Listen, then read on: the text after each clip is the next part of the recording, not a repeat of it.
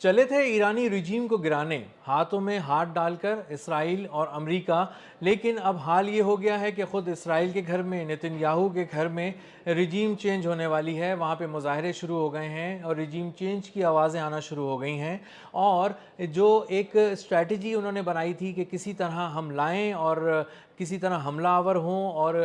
Ayatollah Ali ख़ामनाई की शहादत और उनके रफ़क़ा की शहादत के बाद ये एक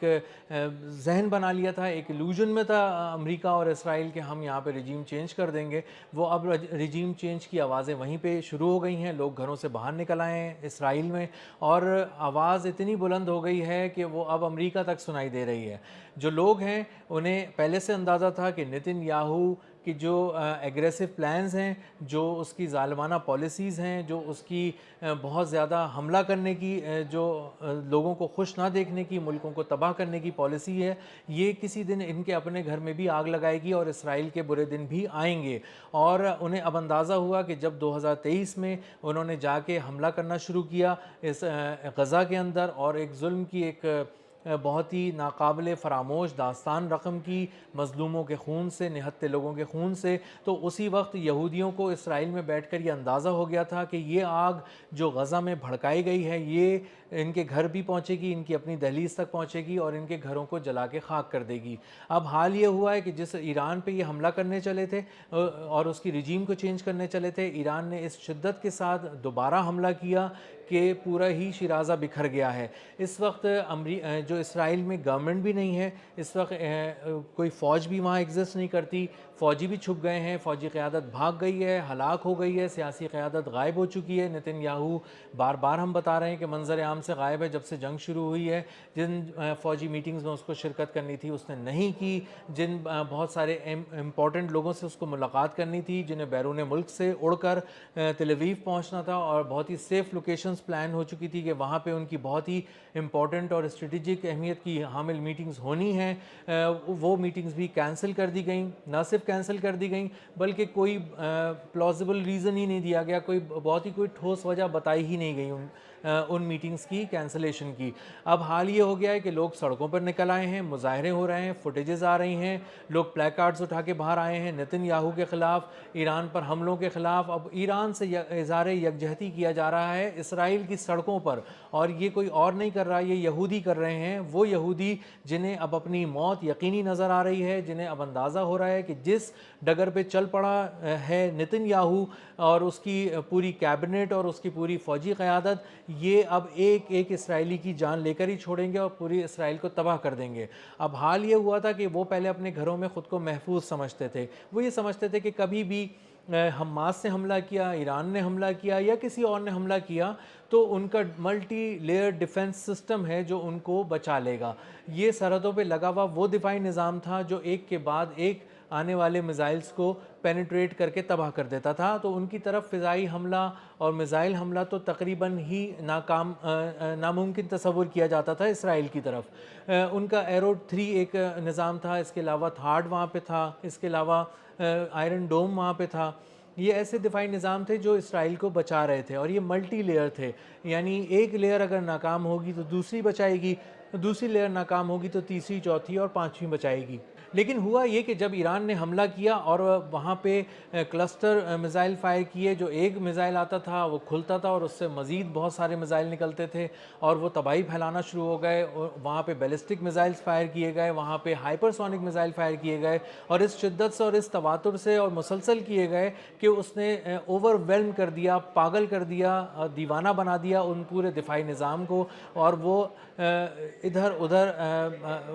जिस तरह पागल कहीं पे भी इनडिस्क्रिमिनेट फायर करता है, इस तरह उन्होंने अपने मिज़ाइल फायर करने शुरू किए। ना सिर्फ इससे ईरानी मिज़ाइल्स तबाह नहीं हुए जो हमलावर हुए थे, बल्कि वो अपने अहदाफ पे सही गिरे। उन्होंने वहाँ पे तबाही मचा दी और हर तरफ तेल अवीव और उसके इर्द गिर्द और बहुत ही स्ट्रेटेजिक अहमियत की लोकेशंस जो थी और मकामात थे, चाहे वो फ़ौजी तनसीबात हों या फिर वो कोई ऑयल फैसिलिटीज़ हों, उनको बहुत ही बुरी तरह तबाह व बर्बाद कर दिया ईरानी मिज़ाइलों ने। और ईरानी मिज़ाइलों को उनके सिस्टम इसराइली जो मिज़ाइल थे वो तबाह नहीं कर सके, क्योंकि वो बहुत बड़ी तादाद में फ़ायर हो गए किसी एक मिज़ाइल को देखकर। और ये स्ट्रेटजी बहुत ज़्यादा कामयाब हुई ईरान की। उन्होंने पहले अपने वो मिज़ाइल चलाए जो थोड़े पुराने थे, تھے، اور اس کے بعد جب ان کا میزائل کا جو پورا ان کا دفاعی نظام تباہ کر دیا ایران نے، تو اس کے بعد اپنے وہ میزائل نکالے جو جدید تھے، جو کچھ عرصے پہلے ہی تیار کیے گئے تھے، اور اس کے بعد ان کو تاک تاک کر نشانے لگائے گئے، اور خیبر شکن میزائل، بیلسٹک میزائل، ہائپرسونک میزائل، اور اس کے بعد میزائلز کی پوری رینج تھی، ایک سے ایک شاہکار میزائل تھا جس نے تل ابیب اور اس کے ارد گرد جو تباہی کی ایک ایسی داستان رقم کی جو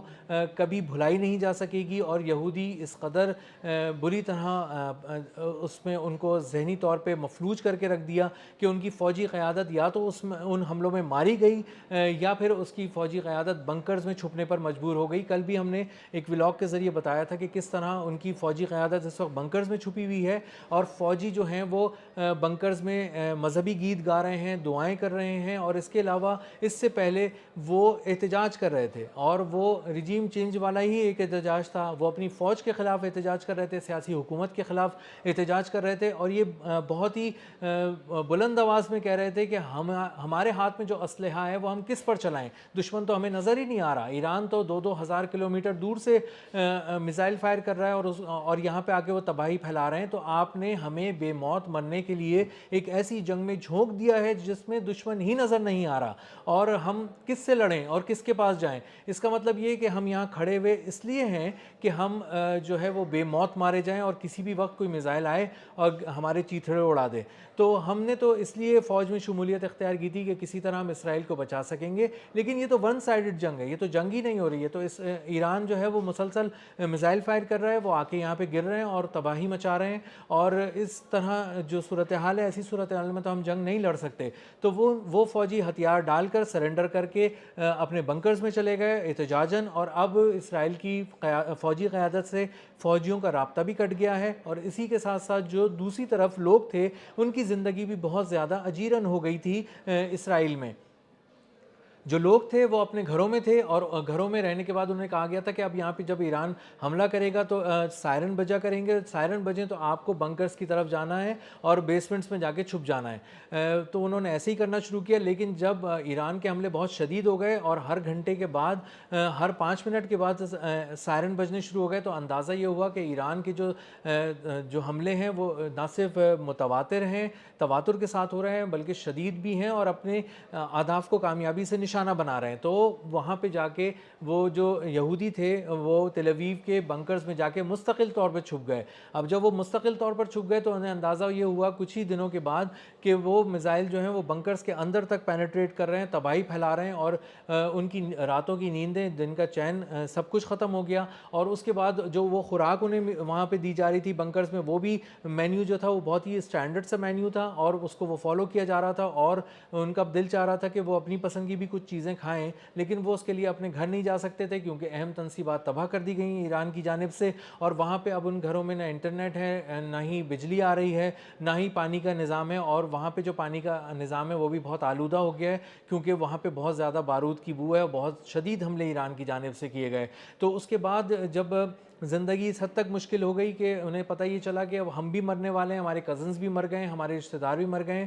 اور انہیں اطلاعات ملنی شروع ہوئیں، تو ان کا دل بیٹھنا شروع ہو گیا، ان کے دماغ معوف ہونا شروع ہو گئے، اور اس کے بعد وہ احتجاج کے لیے آ گئے سڑکوں پر، اور وہ کہہ رہے ہیں کہ اب خدا کے لیے انہیں کہ یہ جنگ ختم کر دو، نتن یاہو تم ہماری زندگیوں کے پیچھے پڑ گئے ہو۔ انہیں اب غزہ میں ہونے والے مظالم بھی یاد آ رہے ہیں، اب انہیں غزہ کے وہ مظلوم بچے بھی یاد آ رہے ہیں جنہیں گاجر مولی کی طرح نتن یاہو اور اس کی فوج نے کاٹ ڈالا، اور اس پہ جشن منایا جاتا تھا تل ابیب میں کہ کس طرح سے ان کی خواتین کا استحصال کیا جا رہا ہے، فلسطینی خواتین کا، مردوں کو مارا جا رہا ہے، بچے ننگے پاؤں دوڑ رہے تھے، ان کے سر پہ موت تھی، اور بارود کی بو تھی غزہ میں، اور ان کو کوئی کھانے پینے کی اشیاء نہیں مل رہی تھیں، اور ان مناظر کو جن سے پوری دنیا کا دل بیٹھا جا رہا تھا اسرائیل میں لوگ انجوائے کر رہے تھے۔ اور اب حال یہ ہو گیا کہ مکافات عمل شروع ہو چکا ہے، اور اب اسرائیل میں بھی رجیم چینج کی ہوا چل پڑی ہے، اور لوگ سڑکوں پہ نکل کر احتجاج کر رہے ہیں اور کہہ رہے ہیں کہ نتن یاہو سے ہماری جان چھڑائی جائے، یہ دیوانہ اور یہ جو شخص وحشت میں مبتلا ہے، اور یہ ہماری جان لے کے چھوڑے گا، اور جب تک اس کو نہیں ہٹایا جائے گا اس وقت تک ہمارے سر پہ جو موت کا سایہ منڈلا رہا ہے مسلسل، یہ ٹلے گا نہیں۔